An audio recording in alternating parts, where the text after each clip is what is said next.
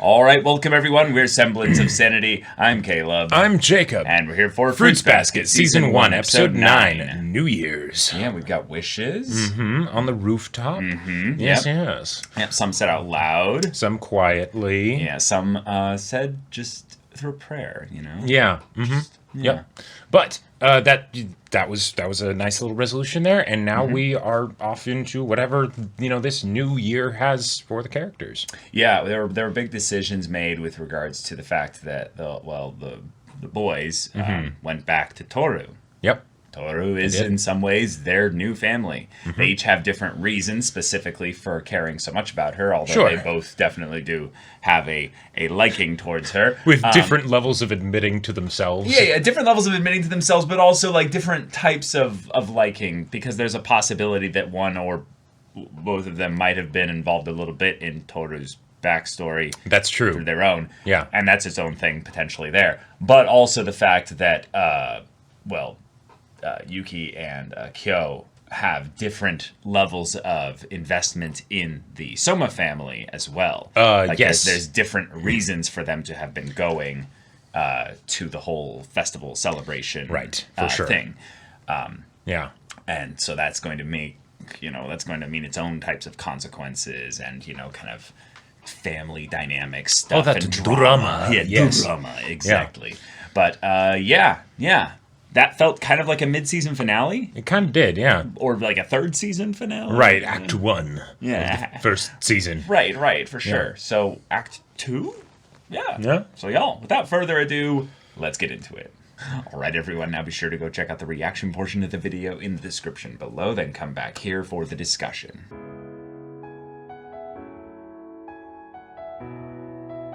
Okay. Haru the Ox. Yep, and the ox and the Chuni. I mean, Yes. it's not official. Yeah. But it's mostly just the fact that he's younger and he's primarily got like this like alternate kind of way of doing things based on whether or not he's in a stressed out mood of some kind or he's going to fight or say naughty things basically. But it's really funny because what his backstory was a very simple version of, I got bullied a lot. Right.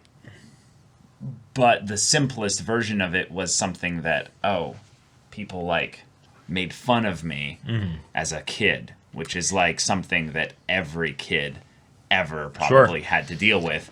But it created such pent-up frustration in him that he attached himself so strongly to the first person who kind of just was a decent human being. Wasn't mean to him. And now, to be fair, I get that. Kyo was also nice to him and stuff, but it's the thing where the bullying caused him to also start to believe those things about himself. Yeah. Right?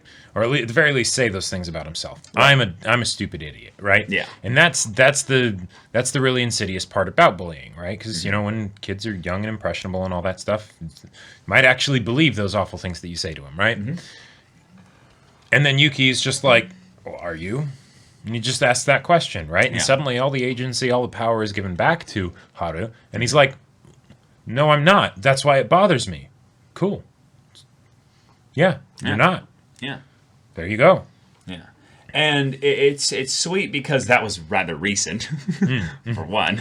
Yeah, because he's like 14. Because he's 14. Right. So that's third its year own of thing. junior high. Yeah. Yeah. Like when they said third year, I was like, oh, junior high. I thought it'd been third year in college, straight up. Yeah, well, and it gives whole new context to the girls that was like, ooh, he looks like he goes clubbing. Yep. Maybe he'll invite us with him. No, he doesn't. That would be illegal. Yes, indeed, very much so. There, I've seen so many instances in my own life where and usually it would be the girls that would look way older than they were. And then, I'd be working with them or something like that, and then some guy would be like, hey, can I give you my number? And they're like, I'm 15. And then they're like, oh, God, I'm so sorry, right? Yeah. I love though, in this situation, it's like ooh, he's so hot. Yeah, all the girls are turning heads and everything. in anime, you can never judge in that regard. Yep, exactly. This reminds me straight up of just Giorno no Giovanna from JoJo's sure. Part 5. It's like, I'm going to change this world. I'm going to become a mob don. Yeah. I'm 15. At 15, yeah. And then you look at his outfit and everything. But, right. I've also experienced the opposite side of things, which is I'm 30 right now. Yes. And people sometimes think I'm 22 or 23. It's like, okay, or thing. that story that you told me that one time of the person that was like, is Caleb allowed to drink? You know, like, is he old enough to drink? And it's like, yes. I'm 26. Yeah. I think that was when I was 26. Yeah, pretty sure. Yeah. But that's its whole thing there. But we've got kind of a casual Soma family member introductory kind of like filler episode almost of sorts, where we're like, we're not going to advance the main plot. Nope. But there were two things that I think are worthy of like being mentioned here in a like theory sense. Gotcha. Well, one, the fact that the fact that we now have this like almost love like convergence point on Yuki with just so many characters now, it's starting to make me think that there's something special about Yuki. Right, not just him being sort of like the main male lead of the show. Right, but like special in the Soma family. Yeah. And then we saw him in the garb that literally we've only ever seen Akito in. Yeah. And Akito is the current head of the Soma family. And if there is no like, Akito's too young to be the head of the family as a thing, then maybe Yuki was the original head of the family. And then maybe like when he left, then suddenly it's like, oh, we need another. This falls on someone else, and Akito maybe was the one that was just unlucky. Was just, he just got to be. Yeah, like it's. Well, actually, wait. No. Hold on. Since we got the backstory with the doctor. And Akito was the head of the family back then. This was potentially a longer time than that. Gotcha. Yeah. Okay. Yeah. All right. Yeah. But because like Kyo and them were like 8 years old or something. And either way, it's something where the and if Akito is his age isn't a problem with being the head of the family, then why couldn't he looked the exact same. Right. That I think that might have even been a thing that was like just a few years ago, like, or something like. That's totally possible. I have to go back and check that. Yeah, I can't remember what kind of timeline stuff they would have given for that, but either way, it's something where even if it's not like a literal thing of Yuki being like the previous head or something like that, the connection between Akito and Yuki has been established quite strongly previously, with Akito being super interested in Yuki in particular. Yep. But then we also had the thing of where, the garb was very similar, the way Yuki carried himself was very similar to Akito, sort of like the melancholically sort of staring out, like at just stuff, right? Well, there's that part in the ED where it's not clear actually whether or not that's Akito or Yuki, kind of looking at all the kids playing. Oh, sure. Like that could be either one of them. Yeah.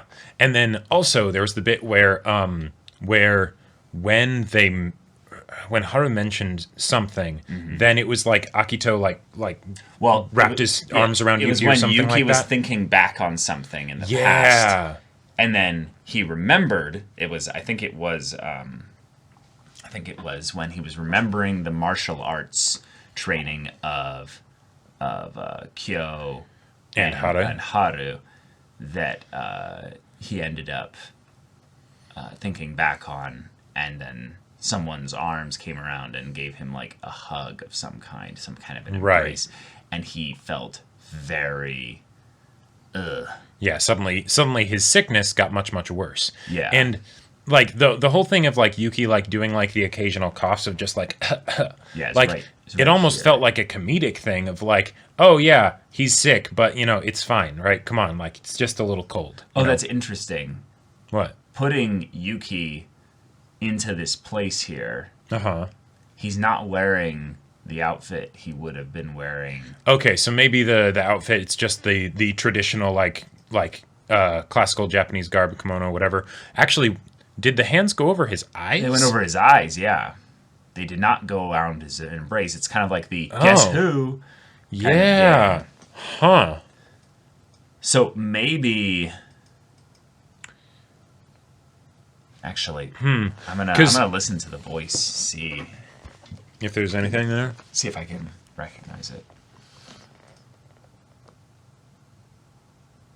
Oh no, that's just Yuki's voice. Yeah. Okay. Okay. And then just music. Yeah, but at the very least, if that is Akito, it goes in parallel with the sort of possessiveness that Akito has had for Yuki. For Yuki in particular, but also other characters. Members of the Soma family. Right. Yeah. And those that are in like the actual Zodiac. Right. So that's curious. Like the way the show will have episodes that are, mostly fun comedy, and the comedy was great this episode, and with the poker and just the fighting and Haru's whole character and everything. But then introduce a new member of the Zodiac. But then it's like there will be these things that are just sort of seated in there. Mm-hmm. It's like okay. This seems a bit more serious. But yeah. The amount of just like, as far as assuming that Haru is intended to be as kind of like a Chuni-ish kind of character, I gotta say, major props for not explaining all of the Chuni type things that he does. When he did the Kabedon and the chin touch and everything. That's because he loves Yuki. That's also because he loves Yuki. There you go, right? But a lot of other times in the series when I would see something like that, it's like, yes, now we have to explain the joke to the audience because it's. But it's like, nope, don't need that. Don't need to do that. Yeah. Yep. But all in all, rather fun episode, yep. And getting a backstory that also wasn't just pain and just anguish. Yeah. Like Hattori's was. Like that's very appreciated. Yes. Because oh my god. Yeah, fun and lighthearted. Also, I've realized that pretty much any time that Uo-chan or Hana-chan are featured prominently in one of the episodes, the episode immediately becomes more of a favorite of mine because I really feel like them as the best friend characters to Toru are really just fantastic. Never interacted really. Even though we are very much we don't get a whole lot of them, or haven't gotten a whole lot of them so far in the show. Whenever they make an appearance, it's usually a ton of fun, but also has the potential to be super wholesome and stuff. So I'm glad we got some Hana this episode. But yeah. Her poker gimmick and stuff like that was really fun. Was quite excellent. And I loved that eventually. Not just Hana and some of the runners, but there are people watching. Kyo's there, Shigure's there, and even the coach, teacher, the PE teacher sits down and starts playing. Yeah. Which is, it's freaking hilarious. And this was all potentially because Hana just didn't want to run. Yep. It's like, Uo just didn't show up because it's like, running, I loved the timing also with the ox summon, kind of transformation. And then she's like, it's here. Right. And then... Royal Flush. It's like, what? What is the comedy? But y'all, thank you so much for watching this episode's reaction and discussion. If you want to see the next episode's reaction and discussion right now, though, go check out the link in the description below for our Patreon. You can get on early access there. You can watch full-length timer reactions there, and all this comes with Discord access, so you can chat with us in the community there about this show, about anime in general, and also be sure to check out our Twitch channel. We stream every weekday. The info's in the description. Yeah, so if any of that interests you, we'll see you there. But until then, we're Semblance of Sanity. I'm Caleb. I'm Jacob. And we'll see you all next time.